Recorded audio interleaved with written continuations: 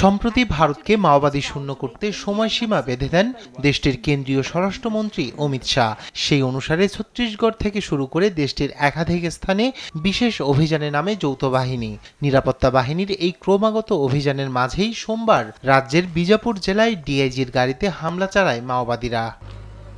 গেরিলাদের হামলায় নিহত হয়েছেন অন্তত ৯ জন নিরাপত্তা কর্মী। তাদের মধ্যে ৮ জন রাজ্য পুলিশের অধীন বিশেষ বাহিনী ডিস্ট্রিক্ট রিজার্ভ গার্ডের সদস্য এবং একজন গাড়ি চালক।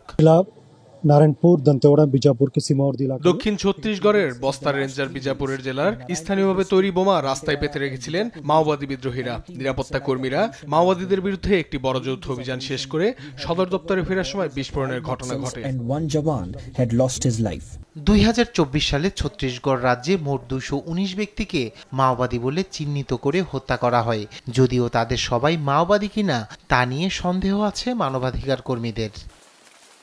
স্বরাষ্ট্র মন্ত্রণালয় বলছে ২০২৪ সালে গ্রেপ্তার করা হয় ৮০০ মাওবাদীকে। এছাড়া আত্মসমর্পণ করেছেন আরও ৮০২ জন। মাওবাদীদের হামলায় গেল বছর নিরাপত্তা বাহিনীর ১৮ সদস্য এবং বেসামরিক ৬৫ নাগরিক নিহত হয়েছে বলে দাবি কেন্দ্রীয় সরকারের। ১৯৮০ সালের দিক থেকে ছত্তিশগড়ে চলছে মাওবাদী আন্দোলন। এই আন্দোলনের নেতৃত্ব দিচ্ছেন আদিবাসী তফসিলি জাতির কৃষকরা। এখন থেকে ২০ বছর আগে আন্দোলনের যে শক্তি ছিল তা বর্তমানে খানিকটা কমলেও এই আন্দোলন এখনই শেষ হবে না বলে মনে করেন নিরাপত্তা বিশ্লেষকরা। রায়হান কবির শুভ্র, নিউজ ডেস্ক, দেশ টিভি।